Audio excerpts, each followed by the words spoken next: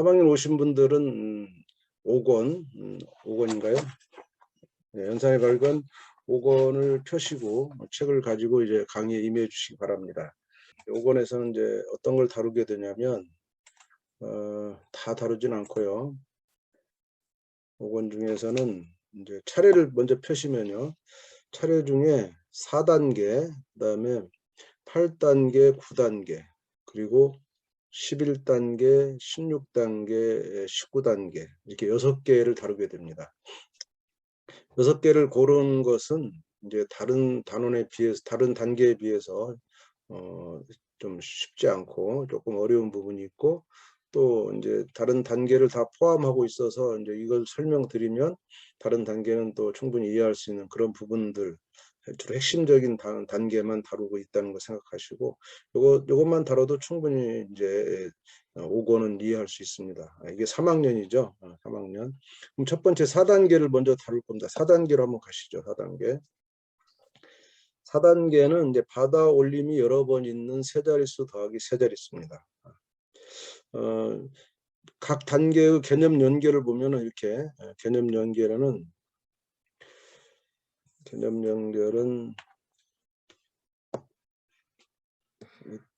똑개가 나와서 똑개가 있는 부분이고요. 받아 올림이 여러 번 있다는 것은 그 이전에 받아 올림이 좀 한 번이나 또는 없는 받아 올림이 없는 덧셈부터 한 번 있는 걸 통해서 이제 2번 있는 거, 3번 있는 거 이런 것들이 이제 다루게 된다라고 생각하시면 되고, 아마 이제 덧셈은 3학년 1학기에서 끝나면은 3학년 2학기는 안 나오고 4학년 1학기 소수의 덧셈으로 연결된다. 그런 연결 그림을 보실 수가 있습니다. 자, 그러면 이 받아 올림이 여러 번 있는 덧셈을 하기 전에 먼저 배운 것을 기억해 볼까요? 해서 문제가 보통 3개 정도 나옵니다. 그럼 여기 있는 거 7하고 4를 더하는 거, 받아 올림이 한 번 있는 거고, 이제 2번 문제는 6하고 7 더하는 게 받아 올림이 있죠. 이렇게 한 번 받아 올림이 있는 것들을 애들이 해내지 못하면 이번 단계, 즉 세 자릿수 더할 때 받아 올림이 여러 번 있는 거, 2번이나 3번 있는 것을 할 수가 없겠죠. 그래서 여기서 걸리면 이거는 이전 단계, 바로 여기나 여기로 이제 다시 가서 이것들을 다시 충분히 연습한 다음에 와야 받아 올림이 여러 번 있는 덧셈을 할 수 있다라는 것입니다. 또 이것도 이제 뺄셈은 여기서 다루긴 했지만 이번 단계는 뺄셈과는 관계가 없는데 또 뺄셈을 한번 연습해 봐라, 그런 뜻으로 이제 제시를 한 것으로 볼 수가 있고요. 바로 그 밑에 있는 이제 30초 개념. 연산의 발견의 가장 핵심이 되는 것이 바로 이 30초 개념, 이 박스가 됩니다. 이 박스의 내용이 아이한테 없으면 개념 없는 아이가 되는 거고, 개념 없이 연산을 공부해서 나중에 연산에 여러 가지 실수가 벌어지는 것을 볼 수가 있고, 이 박스에 있는 내용은 아이가 말 그대로 여기 있는 걸 그대로 아이의 머릿속에 들어가 있고 아이가 이 말을 할 수 있는, 설명해 낼 수 있는 단계까지 가는 것이 이 연산의 발견의 목적이라고 볼 수가 있습니다. 자, 그러면 이제 기본적으로 받아 올림이 여러 번 있는 것은 각 자릿수끼리 더해서 10이 되거나 10보다 크면 10만 돼도 받아 올려야 되고요. 10보다 커도 이제 받아 올림이 되는 거죠. 그때 받아 올림은 어디로 하느냐? 바로 윗자리를 한다. 받아 올림이 한 번 있으면 실수가 좀 덜한데 받아 올림이 2번이나 3번 연속되면 아이들이 그 쓰는 위치가 달라질 수가 있어요. 바로 윗자리가 아니고 한 칸 더 가서 이제 받아 올리면 영 큰 실수를 하게 되는 거죠. 항상 받아 올리면 바로 윗자리를 하는 거다. 이 기계적으로 받아 올리면 아이들이 자릿수를 못 찾아요. 그러니까 지금 내가 더하고 있는 계산이 1의 자리를 계산하는 것인지 10의 자리를 계산하는 것인지 그것을 명확하게 현재 위치를 찾아가면서 받아 올려야지, 그냥 막 기계적으로 뒤에서부터 받아 올림을 하는 건 하지만 내가 지금 현재 뭘 하고 있는지를 모르는 상태로 받아 올림하게 되면 실수가 일어나고, 실수가 일어나도요, 문제는 그 실수가 어디서 일어나는지를 본인이 알 수가 없는 상태가 된다라는 것이 가장 이제 큰 문제라고 볼 수가 있죠. 여기서도 보면 이제 맨 처음에 9하고 8 1의 자리를 먼저 더해서 17이 됐기 때문에 그 1을 여기다 받아 올림한 거예요. 그 나중에 그 1은 요 10의 자리를 더할 때 여기다 다시 더해지는 10의 끼리 더하고 거기다가 또 1을 추가적으로 더해야 되는 3번 더하는 것이 이제 받아올림에서 가장 어려운 부분이 되겠죠. 그리고 또 다시 10의 자리에서 1이 나온 이것은 100의 자리로 받아올려서 100의 자리에 나중에 또 1을 더해야 되는 이런 과정까지 쭉 거쳐가는 거라고 볼 수가 있습니다. 이렇게 받아올림을 이렇게 한 번에 이렇게 하면 좋죠. 마지막 요 계산을 보면 사실은 이제 딱 한 번만에 한 줄로 427이 나오는데 427을 굉장히 축약된 거기 때문에 어려워하는 경우가 있습니다. 그런데 밑에 보면 이런 방법도 있어 보면요, 이것을 받아 올리면 수를 아예 받아 올리면 하지 않고 그냥 계속 계산하는 겁니다. 그래서 9하고 8을 더한 것을 그냥 쓰고 17로 쓰고, 여기까지는 괜찮은데 그 다음 7하고 4를 더한 것이 사실은 7과 4가 아니고 70과 40이잖아요. 그래서 그것을 110이라고 쓰면서 자동적으로 여기에 0이 써지는 이것이 자연스러워야 됩니다. 원래 0이 없는 것을 쓰는 것처럼 하는 것이 아니고 이게 110이라는 거. 그리고 이제 100의 자리도 1하고 2지만 그게 1하고 2가 아니고 100하고 200이야. 그래서 더하면 300이 된다는 거. 이렇게. 그래서 더하는 겁니다. 더하면 7이고 그다음 2가 나오고 4가 나오는. 이렇게 하면 받아 올림을 하지 않죠. 이제 요 계산은 이렇게 길지만 그래도 이것이 가장 이해가 쉬운 계산이에요. 요걸 겪은 다음에 이렇게 가는 건데, 만약 아이가 이렇게 한 번에 받아 올림으로 한 줄로 답 쓰는 것을 실수한다든가 잘 이해하지 못하는 경우는 이쪽으로 바꿔주면 돼요. 이렇게 해서 계산해도 되고, 그렇지만 이렇게 계산하다가 나중 가면 옆에 친구가 이렇게 간단하게 하는 걸 보고 받아 올림 여기다가 쓰는 것이 밑에 계산과 마찬가지니까 요 위에다가 조그만 글씨 1이라고 써주는 것이 밑으로 말하면 한 줄을 대신하는 거구나라는 것을 이해하면서 이렇게 받아 올림을 할 수 있는 단계까지 갈 수 있게 되는 거죠. 그래서 이 두 가지가 같은 건데 이게 더 쉬운 거고요. 이게 좀 더 어려운 거다 이렇게 이해하시면 되겠습니다. 자, 그럼 이제 개념 익히기로 하겠죠. 바로 오른쪽에 있는 게 개념 익히기. 개념 익히기가 가장 쉬운 거고요. 가장 쉬운 거는 바로 개념 다지기에서 나온 그 개념을 그대로 적용하면 되는 거니까. 그래서 이제 그렇지만 아직 아이들이 처음에 이것을 연산을 잘 못한 아이의 경우는 개념 익히기부터 천천히 하는데, 첫 문제에는 대부분 다 똑개라는 걸 달아줘서 힌트를 주고 있습니다. 힌트가 필요 없는 아이는 안 봐도 되는 건데, 이 힌트를 또 이용할 수밖에 없는 아이가 분명히 존재하기 때문에 힌트를 줬고요. 이것을 빨리 극복하는 것이 이제 목표예요. 그래서 첫 문제에다가 주로 달아주고요. 그 다음 문제부터 안 달아서 본인이 생각을 본인이 해가면서 자기 생각으로 스스로 이것을 이제 공부해라는 뜻인데, 뭐 교육의 방법으로서는 그렇게 좋은 방법은 아닙니다. 이렇게 힌트를 자꾸 주는 것은 아이가 힌트에 의존하는 나쁜 습성을 가질 수가 있기 때문에 이걸 안복할 수 있다면 그냥 극복하도록 하는 것이 좋지 않나 이런 생각이 듭니다. 그 다음 쪽 한쪽을 넘기면 개념 다지기가 되겠습니다. 개념 다지기. 개념 다지기에는 개념 다지기는 총 두 쪽입니다. 두 쪽. 3쪽과 4쪽 두 개 있는데 각 쪽마다 두 개씩 귀가 토끼 귀가 달려서 토끼 귀가 크고, 이 토끼 귀는 교육적에서 볼 때는 선생님들에게 토끼 귀를 달도록 요구합니다. 선생님들이 막 가르치려 들지 마라. 주입식으로 하지 말고 아이들이 하는 말을 잘 듣고 그 아이들의 그 사고에 기반해서, 그 아이들의 말을 들어봐야 아이들 사고를 이해하죠. 그 사고에 기반해서 거기서부터 가르쳐라 라는 뜻으로 이제 학생 중심의 교육을 말할 때 학생이 먼저 해내고 학생이 주도적으로 하고 교사가 돕는 이런 방식의 학생 중심의 수업을 할 때 이 토끼 귀를 많이 이제 상징적으로 그리는데, 여기서 그 토끼 귀를 따온 겁니다. 토끼가 좀 9번에 있어요. 9번. 그럼 해답 보시면은 이 9번에 대한 해답, 이게 아이가 설명해야 되는 대본이 있어요. 그런 식으로 그것 다 모범적인 거 하지만 그대로 따라하는 건 아니고요. 아이가 나름대로 이제 그 비슷하게 하면 되는데, 부모님들이 점검할 수 있도록 아이가 어떤 식으로 말해야 되는가를 제시해 놨으니까 그걸 참고로 해서 꼭 이 부분은 여러분들이 들어주셔야 됩니다. 만약 이 선생님 놀이가 두 개씩 있는 것을 소홀히 하고 안 해준다면 이 연산의 발견은 일반 다른 연산 문제집과 크게 다를 바가 없다는 거 명심하시고, 굳이 연산에 발견할 필요가 없습니다. 연산에 발견하는 이유는 이 여기에만 있는 몇 가지 장치를 꼭 여러분들이 그 뜻을 이해하시고 따라서 해야 되는 그런 거고요. 연산 공부도 부모님이 같이 하지 않으면 안 됩니다. 부모님이 많은 문제를 다 도와줄 수는 없지만 이 선생님 놀이 붙은 문제만큼 2개씩 이것만큼은 꼭 들어주는 시간을 가져서 여러분이 좀 도와주기를 바라겠습니다. 자, 개념 다지기 오른쪽 4쪽입니다. 개념 다지기 첫 번째 페이지보다 개념 다지기 2번째 페이지 4쪽이 더 어렵습니다.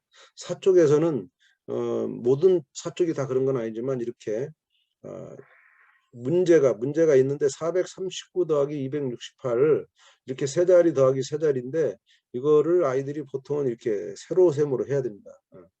이렇게 해서 하나는 써주지만 나머지는 자기들이 여기다 써야 됩니다. 쓰기를 권고하고 쓰기는 서론에도 나오지만 논리적인 사고를 유발하기 때문에 쓰기를 시키는 겁니다. 논리적인 사고가 없는 아이는 쓸 수가 없어요. 예를 들면 275 더하기 756을 어떤 아이가 여기다 덜커덕 275를 써버리면 그 다음에 756을 쓰려고 하니까 더하기 쓰니까 더하기 756 이렇게 쓰는 아이가 의외로 많습니다. 그래서 더해버리면 자리가 안 맞아서 틀리게 되겠죠. 이렇게 풀면 안 되는 거죠. 그래서 내가 이 덧셈의 기호 자리가 있으니까 이렇게 쓰면 안 되고 275를 여기다 써야 되겠구나. 275를 이렇게 생각하는 그 쓰는 자체가 사고라는 거죠. 논리적인 사고, 합리적인 사고가 없으면 이 쓰는 것 자체도 안 되는. 그래서 이 다지기 문제 중에 가장 어려운 4번째 쪽은 쓰기를 기반으로 꼭 요구하고 있습니다. 여기서도 이제 이런 그 선생님 놀이가 2개씩 있죠. 이 쓰기는요 빈칸 넣기와 다릅니다. 빈칸 넣는 문제는 오히려 사고를 약화시키고 아이가 소극적으로 딱 그 답만 쓰면 되니까. 근데 여기는 답을 쓰는 게 아니에요. 문제를 쓰는 겁니다. 문제를 쓰는 것과 답을 쓰는 건 전혀 다른 겁니다. 답을 쓰는 것은 지극히 당연한 것이고 아주 쉬운 거예요. 근데 문제를 쓰는 거는 애들이 해보지 않았어요. 어떤 연산 문제집이든 뭐 교과서 문제집이든 다 모든 문제가 애가 풀 수 있도록 다 줍니다. 아이는 그것을 풀어서 답만 내는 역할로 한정돼 놨어요. 그러나 아이는 그렇게 약한 인간이 아니에요. 아이가 논리적인 사고를 할 수 있기 때문에 본인이 문제를 스스로 쓸 수 있는 능력을 가지고 있고 문제를 쓰는 것이 푸는 것보다 훨씬 더 어려운 일이고 그 쓰는 자체가 문제를 푸는 준비가 되는 거기 때문에 우리는 4번째 쪽에 가급적 문제를 쓸 수 있는 그런 단계면 문제를 쓰도록 해놨다는 것을 눈치채시면 좋겠습니다. 자, 그럼 이제 그 다음 8단계로 4단계를 넘어가 볼까요? 8단계로 가겠습니다. 8단계에서는 이제 방금 한 것의 반대로 세자릿수 빼기 세자릿수입니다. 세자릿수 더하기 세자릿수는 덧셈이고요. 여기서는 이제 뺄셈이죠. 이 덧셈과 뺄셈이 뭐 연산 기호의 차이죠. 연산 기호 차이지만 사고로는 엄청난 차이입니다. 덧셈하고 뺄셈은 뭐 조금 어렵다 이게 아니고요. 몇 배 어렵다, 몇 배. 나중에 이제 3학년이니까 또 곱셈, 나눗셈도 배우잖아요. 3학년에 또 나눗셈은 곱셈보다 몇 배가 어렵습니다. 몇 배. 곱셈까지는 문제가 하나도 없는 아이가 나눗셈 가면 갑자기 이제 포기하는 그런 아이가 꽤 있습니다.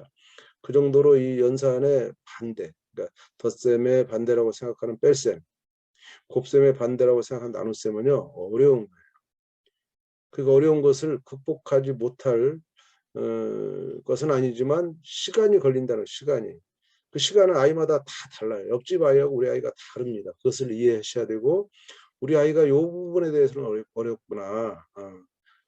그 부분을 좀 더 정신적으로 지원해주고 또 시간적으로도 많이 배려해줘야만 되지 똑같은 그 속도로 아이에게 요구하면 힘들어지는 겁니다. 그래서 뺄셈을 주의해 주시고요. 지금은 이제 받아내림이 2번 있는 뺄셈을 다루게 되는데 그 말은 이제 앞에 받아내림이 1번 있는 거나 없는 게 있었다.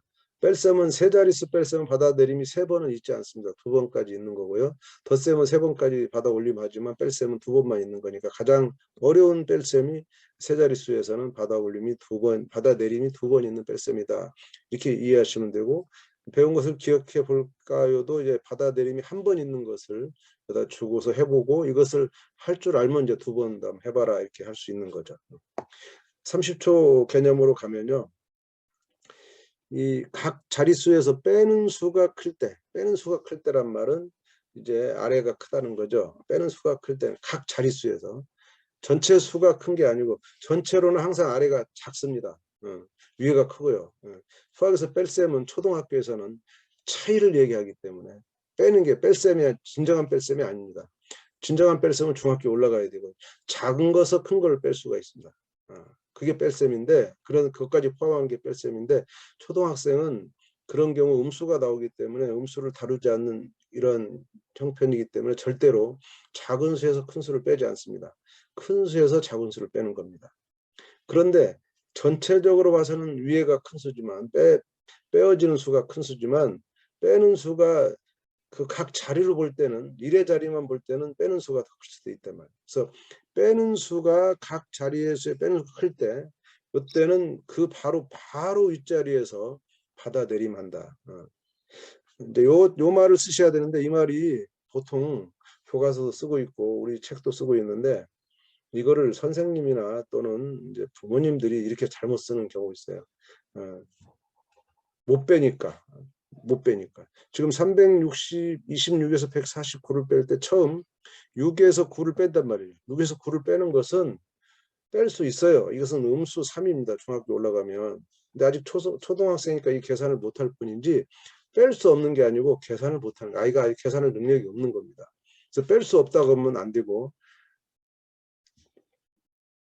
빼는 수가 클 때는 받아내림을 한다. 바로 윗자리에서 받아내림한다. 이렇게만 돌려서 말을 해야지 이 말을 뺄 수 없다고 말을 해버리면 이것이 중학교 올라갔을 때 실제로 이제 뺄셈을 할 때 아이들이 뺄 수 없다고 이 뺄셈을 정서적으로 거부해서 선생님이 당황합니다. 중학 선생님들이 아이들한테 애가 뺄 수 없다고 생각해서 안 하려고 그런다.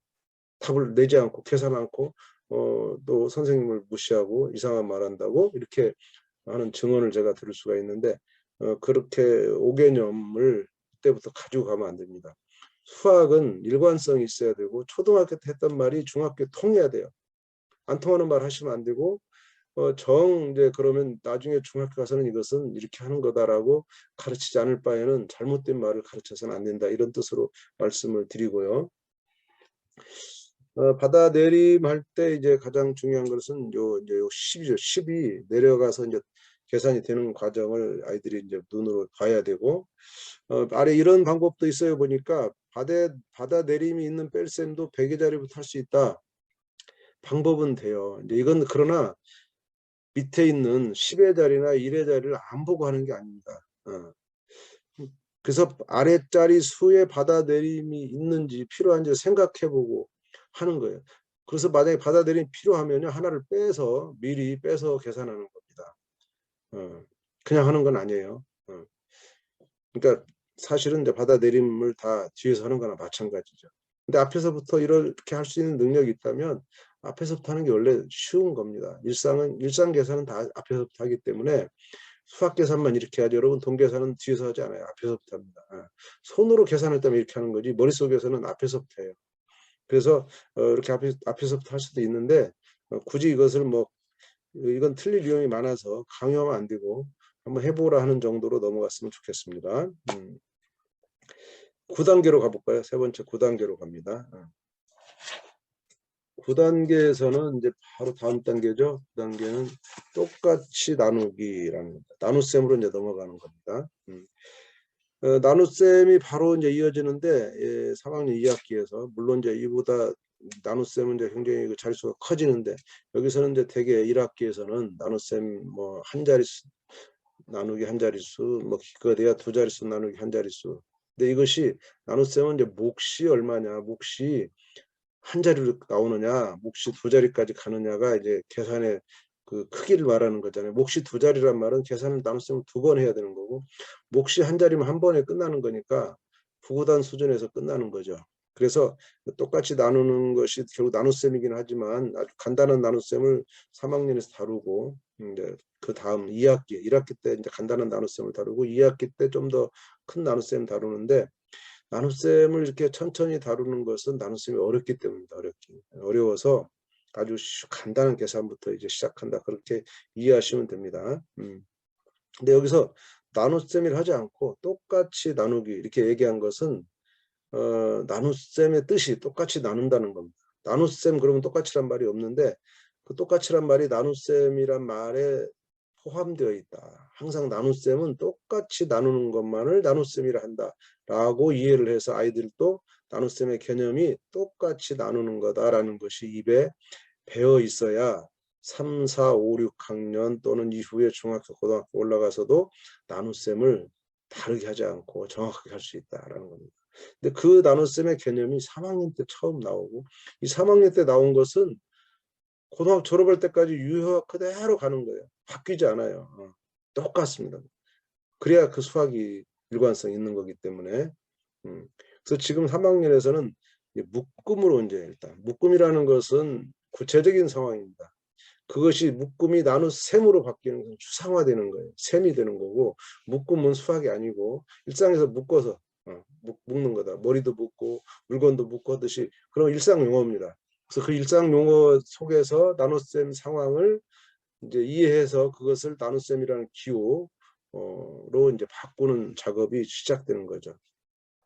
그럼 30초 개념 가면요, 이제 8 나누기 2를 다루고 있어요. 교과서도 8 나누기 2를 다루고 있고 우리 책도 8 나누기 2를 다루는 것은 뭐 그냥 처음 1의 자리 중에 9보다 8이 나눗셈이 잘 돼요. 9는 3으로만 나눠야 되는데 8은 4로도 나눌 수 있고 2로도 나눌 수 있고 이렇게. 그래서 8이나 또는 6을 쓸 수가 있는데 9는 이제 하나밖에 3으로밖에 안 나눠지기 때문에 8이나 6을 씁니다. 그래서 8을 썼고요. 나눗셈에 똑같이 나눌 수 있어요인데 여기서는 또 다른 설명하고 있어요. 나눗셈의 몫을 구하려면 뺀다. 0이 될 때까지 같은 수를 뺀다. 덜어낸다는 말. 똑같이 묶어서 덜어낸다. 이런 표현을 쓰고 있어요. 똑같이 묶어서 덜어내는 것은 사실은 뺄셈이죠. 뺄셈. 그래서 8에서 2를 4번 빼면 0이 될 때까지 0이 되냐. 그럼 몇 번 뺐느냐? 4번 뺐다. 그래서 8 나누기 2는 4다. 몫이 4다. 이렇게 말하는 덜어내는 개념의 뺄셈, 나눗셈입니다. 이것을 한문으로는 똑같은 숫자를 동수라 그러고요. 덜어낸다는 것을 감한다는 건데 여러 번 계속 덜어내는 거니까 누감이란 말을 씁니다. 동수누감. 이 동수누감이 이제 나눗셈의 개념을 얘기하는 중요한 말입니다. 곱셈은 이 반대로 동수누가라고 합니다. 동수누가 더할 가자를 써서 동수누가. 같은 수를 계속 더하는 게 곱셈이다. 그러면 이제 나눗셈은 같은 수를 계속 빼는 게 나눗셈이다. 그래서 나눗셈은 뺄셈과 가까운 거예요. 덧셈은 곱셈과 가까운 거고요. 근데 또 관계는 나눗셈과 곱셈의 관계가 또 있고 덧셈과 뺄셈의 또 관계가 있죠. 네 개의 사칙연산은 아주 여러 가지 관계가 있습니다. 그 여러 가지 관계를 원활하게 이해하는 것이 연산을 빠르게 할 수 있고 정확할 수 있는 기반이 돼요. 나눗셈은 나눗셈대로 계산하고 곱셈은 곱셈대로 계산하는 아이는요, 연산을 아주 못하는 아이가 됩니다. 나눗셈을 보고도 곱셈을 생각하고 나눗셈을 보고도 뺄셈을 생각하고 이렇게 할 때 나눗셈이 다양하게 할 수가 있어요. 근데 나눗셈을 그냥 나눗셈만으로 생각하고 오로지 나눗셈만 하는 것은 안 되죠. 그 다음에 또 이런 방법도 있어요. 보니까 이것은 이렇게 똑같이 나눠주는 거.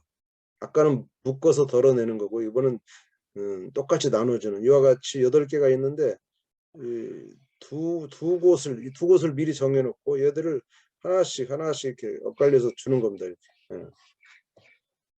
이렇게 나누는 것도 나눗셈이에요. 똑같이란 말이 들어가 있기 때문에. 똑같이 묶어 세는 것은 역시 똑같은 개수로 묶는 겁니다. 그래서 묶어 세든 묶어서 덜어내든 똑같이 나눠주든 똑같이라는 개념이 있는 것이 나눗셈이다라는 것을 인식할 수 있고, 수학에서는 이 두 가지를 달리 구분하고자 하지만 저는 그 구분할 필요가 없다고 생각해요. 이거나 저거나 다 나눗셈으로 이해하는 것이죠. 뭐 이런 나눗셈이 있고 저런 나눗셈이 있는 것이 아니고 저런 거나 이런 거나 다 나눗셈이다라고 통합적으로 이해하는 것이 저는 좋지 않나 생각을 하고 있습니다. 자, 이번에는 11단계로 가볼 거예요. 11단계. 11단계. 11단계에서는 나눗셈의 몫을 이제 곱셈식으로 구한다. 나눗셈을 그냥 나눗셈으로만 생각하는 게 있는데, 이제 나눗셈과 곱셈을 그 관계를 생각하면 나눗셈보다는 곱셈이 쉽잖아요. 그렇죠? 그래서 곱셈으로 이제 전환을 해야 됩니다. 나누라 할 때 그것을 곱셈으로 생각해서 답을 내는 그런 단계까지 가는 것을 원하는 거고, 이것은 왜 필요하냐면 간단한 나눗셈은요 곱셈으로 전환하지 않아도 됩니다.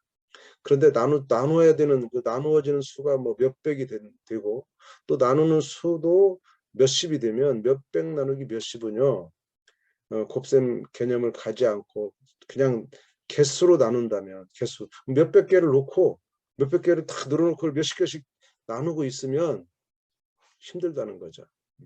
그때는 곱셈을 할 수밖에 없어요. 그래서 지금부터 이제 나눗셈의 몫을 곱셈식으로 구하는 이런 연습을 하는 겁니다.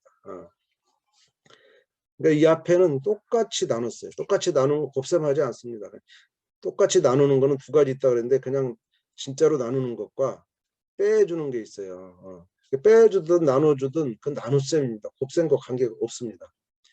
그런데 이제 곱셈과 관계를 시키는 겁니다. 이것을 곱셈과 나눗셈의 관계라고 보는 거고 나눗셈의 몫을 곱셈식으로 구한다 이렇게 말하기도 합니다.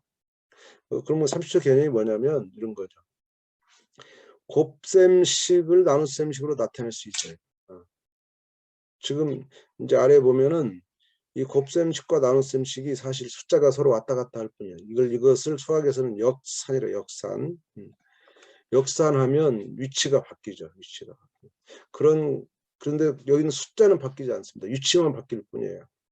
그래서 이 관계가 중요하고 곱셈과 나눗셈의 관계를 가지고 곱셈을 이용해서 나눗셈을 하기도 하고 나눗셈을 이용해서 곱셈을 하기도 합니다.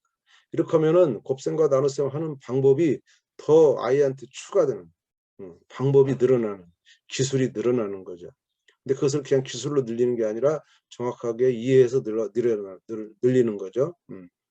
그래서 나눗셈을 하려면 곱셈을 알아야 된다라는 말이 지금은 안 통하는데 나중에 이제 나눗셈이 커지면 곱셈으로 다 해야 됩니다. 이게 3학년 1학기니까 지금 나눗셈이 큰 수는 아니지만 큰 수가 점점 이제 3학년 2학기, 4학년 1학기 올라가면 나눗셈이 뭐 몇천 나누기 몇백 이렇게 하게 되면요 절대로 개수로 쪼갤 수 없어요.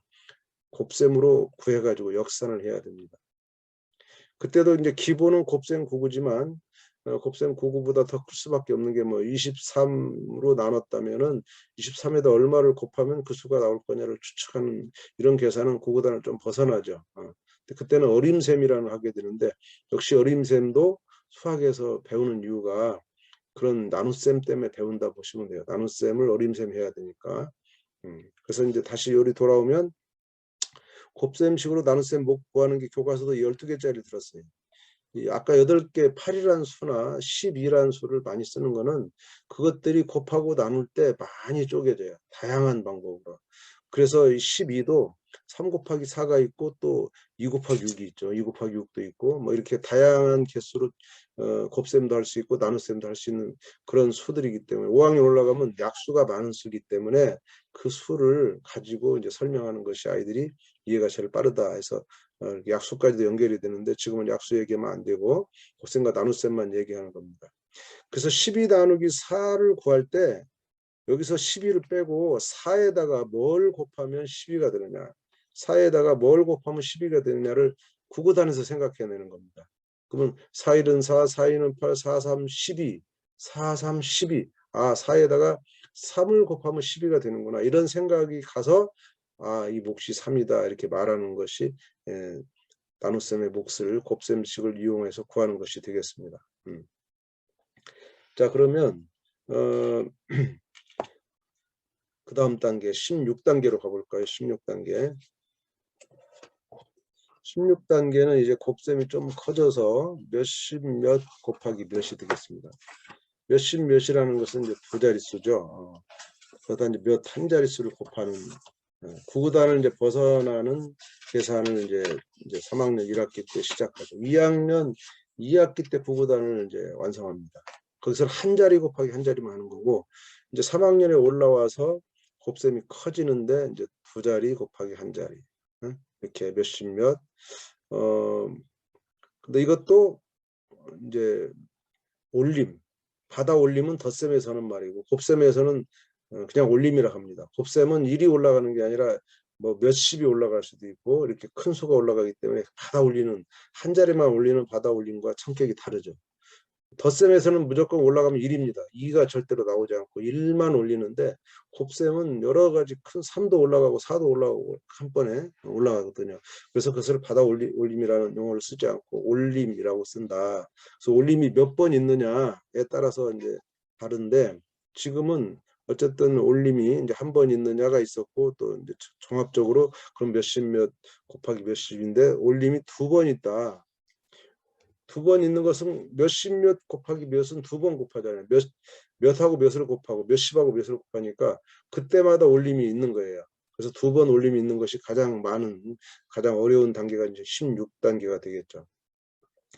그럼 그 전에 이제 아이들은 예를 들면 이제 나눗셈도 좀 할 줄 알아야 되겠죠. 나눗셈을 하는데 방금 전에 했던 이 나눗셈 15 나누기 3은 얼마냐를 구할 때 이제 반대로 3에다가 뭘 곱하면 15가 나올까? 구구단을 생각하는 거죠. 그러면 3단을 외우다 보면 3, 5, 15가 나오는 거니까 15 나누기 3은 5구나 하는데, 나눗셈의 몫을 곱셈을 이용해서 구하는 그런 것을 한번 복습해 보고요.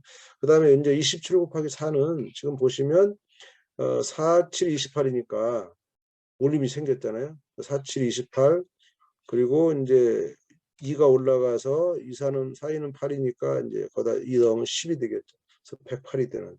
이거는 이거는 올림이 한 번 있는 거예요. 올림이 한 번 있는 거예요. 이것을 할 줄 모르면 지금 올림이 두 번 있는 몇십 몇 곱하기 몇은 불가능하죠. 한 번도 못 하는데. 그래서 이것을 확인하는 거예요. 여기 있는 걸 확인하는 것은 지금 이 단계를 내가 할 수 있느냐를 보는 거예요. 그럼 여기서 걸렸어. 올림을 못 해. 그러면 어디로 가냐? 다시 이전에 올림이 한 번 있는 요 문제니까 이전으로 가서 이제 올림이 한 번 있는 것을 다시 연습하고 와야 되겠죠. 이렇게 이제 단계 여기 계열을 둔 거는, 개념 연결을 둔 거는 이렇게 학생의 현재 상태를 파악하면서 그것을 지금 이번 단계를 할 수 있는 준비가 돼 있는가를 판단하는 도구로도 사용하시면 되겠습니다. 자, 그러면 이제 30초 개념으로 가볼게요. 30초 개념에서는 이르자리, 그러니까 여기 지금 54 곱하기 3에서 아이들이 54에다 3을 곱할 때, 이제 우리 성인들은 이것을 이해하죠. 54에 3을 곱하면 5에다가도 3을 곱하고 4에다가 3을 곱하는 거다라고 당연히 알지만, 아이들은 예를 들면 뒤에 있는 4에다만 3을 곱하고 5를 남기는 수가 있어요. 그러니까 5는 놔두고 4에다 3 곱하면 4, 3, 12가 되니까 앞에 5가 50이잖아요. 50에다가 4, 3, 12를 더하면 되겠다. 그래서 62. 이 쓰는 아이도 꽤 많이 있습니다. 이 두 걸 다 더하는 것을 당연하게 여기지 않아요. 그냥 편하게 더하는 거예요. 편하게 곱하는 거죠. 두 번 곱하는 게 아니고 한 번만 그냥 곱할 수가 있다는 거예요. 그래서 여기서 3초 개념은 뭐냐면, 이르자릿수와 몇, 15자릿수와 몇, 이 두 번 곱하는 거예요. 그러니까 54가 있으면 3이 있으면 이게 1의 자릿수, 얘와 몇십 몇의 몇, 그 다음에 또 얘와 몇십, 이것을 곱해가지고 이제 더해야 된다. 그래서 올라가면 올림한수, 1의 자리에서 올림한수는 10의 자리 가는 거고, 10의 자리 올림한수는 100의 자리와 10의 자리에 쓴다. 이렇게 정리할 수가 있죠. 말로 표현했지만 어쨌든 이런 말을 표현하지 못하고 계산만 할 줄 아는 아이가 있어요. 그런 아이는 사실 개념이 부족한 거죠.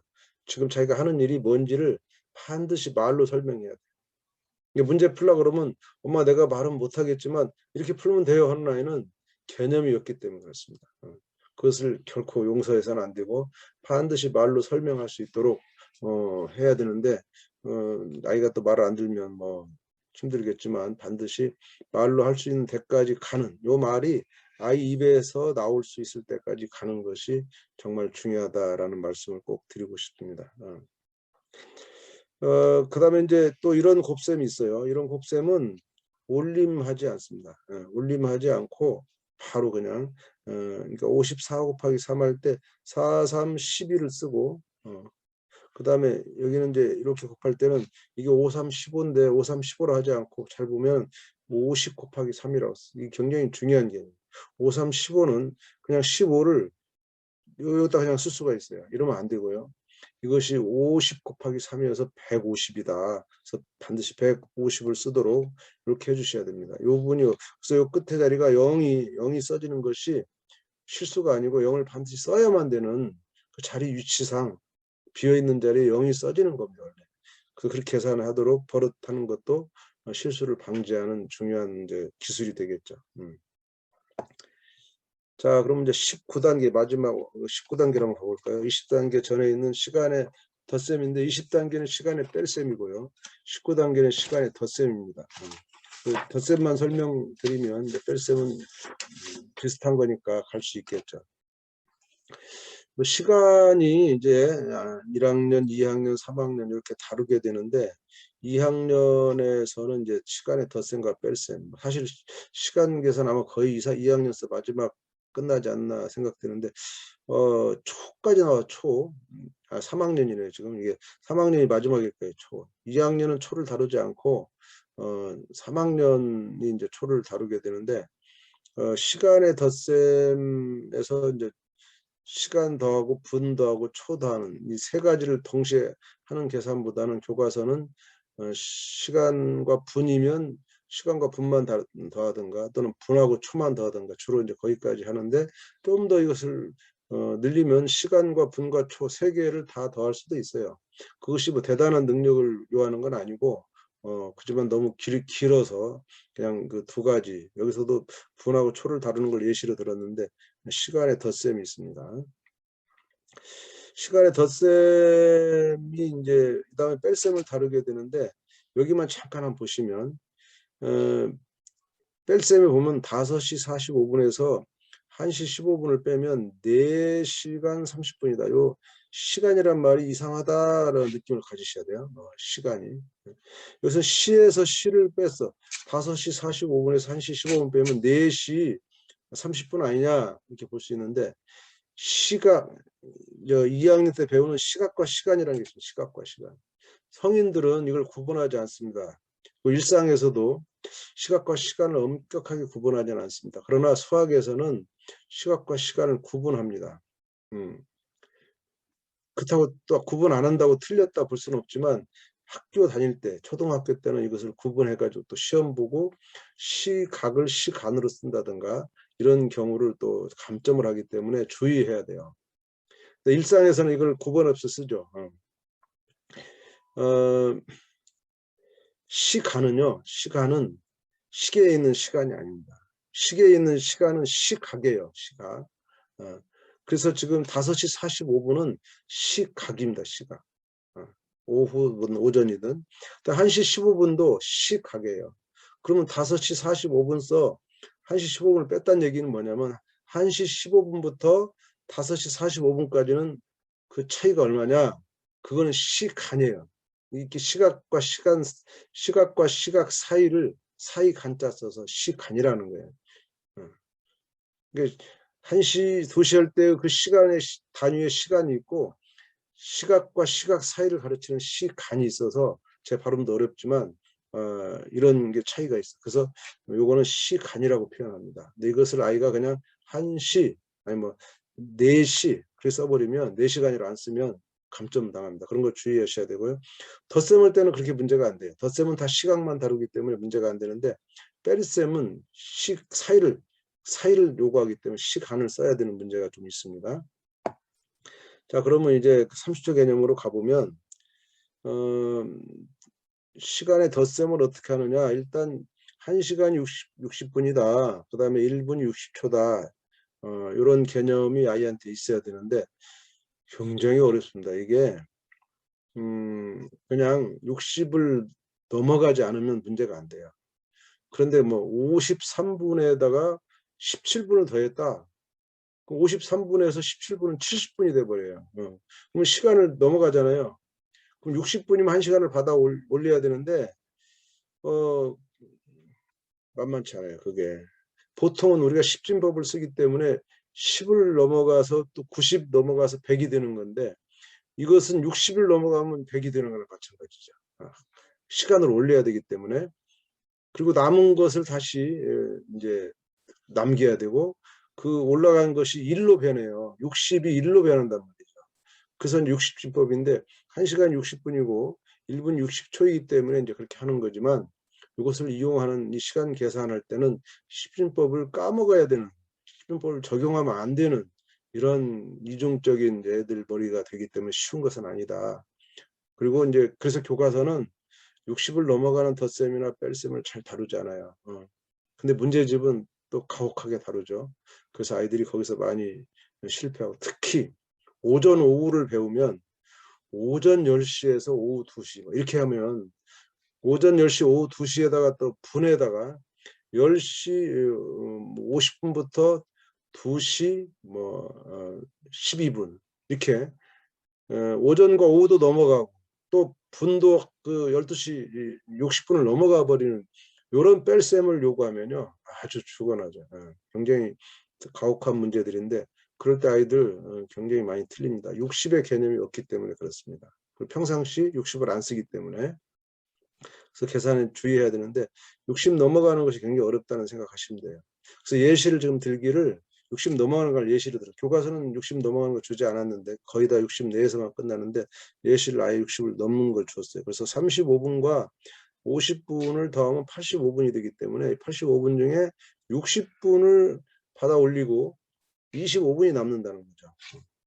그래서 요 25분 남기는 거 1시간 올려서 더하면 4시지만 5시가 된다는 거 이렇게 계산하시면 되겠습니다. 여기도 보면 시간이란 말을 썼네요. 시간. 이거는 5시 25분과 3시 35분 사이가 1시간 50분이다라는 것을 뜻하는 겁니다. 이거 시각이고 시각. 이건 시간이에요. 어렵죠 말이. 이거 아이들이 또 구분하는 거 쉽지 않은데 어쨌든 이 시각과 시간을 구분하는 건데 시각은 시각이라고 쓰지 않고 그냥 시라고 씁니다. 근데 시간은 반드시 시간이라고 써야 돼요. 그 차이가 이제 아이들한테 극복하기 어려움이 있는 것을 이해하셔야 되고요. 개념 익히기에 가면 그 덤이 있어요. 덤. 이 덤만 보시면 그 부분을 좀 설명해 놨어요. 시간과 시간을 더하면 시간이에요. 근데 시각과 시간을 더하면 시각입니다. 이게 무슨 말이냐? 이제 예를 들어서 해볼게요. 내가 어떤 일을 하는데 나는 1시간이 걸렸어. 또 다른 일 하는 데는 2시간이 걸렸어. 그러면 총 3시간이 걸린 겁니다. 그러니까 시간과 시간끼리 덧셈은 결론이 이제 시간으로 나타납니다. 시간. 그건 양인데 양. 특정한 지점이 아니고 양으로 나타나기 때문에 1시간이란 말은 1시를 뜻하는 게 아니라 1시간. 2시간도 2시가 아니고 2시간을 뜻하는 거예요. 그걸 더하면 3시간이 되는 겁니다. 그런데 시각, 1시부터 2시간 후 1시란 말은 시각에 1시부터 2시간 후는 몇 시냐? 3시입니다. 3시간이 아니고 3시입니다. 그래서 시각이 되는 거예요. 그러니까 시각과 시각 사이에 시간이 있는 거예요. 이 시간은 요 시각과 요 시각 사이에 있기 때문에 시간이란 말을 쓰는 거예요. 이치적으로 여러분들은 요걸 조금 보시면 이해가지만 아이들은 뭐야 시각이 뭐고 시간이 뭐고 헷갈리는 거예요. 그 부분이 좀 이 3학년한테 가혹하긴 하지만 교과서가 그걸 가르칠 수밖에 없어서 이렇게 쓰고 있고 그지만 이제 일상에서 애들이 수학 시간에 쓰지만 일상에서는 부모님들이 이렇게 쓰지 않기 때문에 좀 구분 안 하고 써도 크게 이제 혼낼 건 아니지만 어쨌든 배울 때는 이렇게 엄하게 배운다는 거 그것까지 생각하시면 되겠습니다. 제가 이제 그 설명드릴 단계는 다 끝났고요. 공유를 풀고 이제 질문을 좀 볼게요.